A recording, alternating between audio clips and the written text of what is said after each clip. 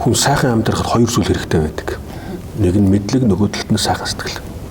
Энэ хоёрыг дан ганцхан сайхан сэтгэлтэй байх юм бол хүн бүрэн гүйцэд жаргалтай байж чадахгүй.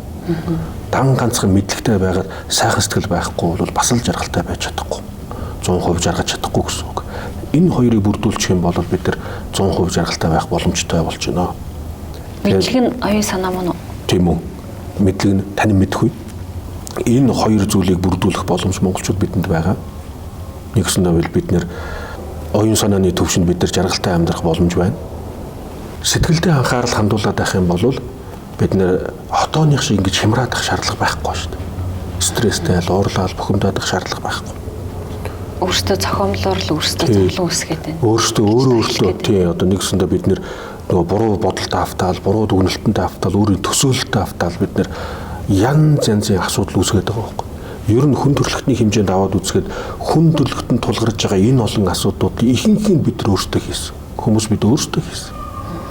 Тэгэхээр энэ өөрт тулгараад байгаа энэ олон асуудлуудыг хүмүүс бид өөрсдөө хийсэн юм бол бид нар өөрсдөө л буцааж арилгах шүү дээ.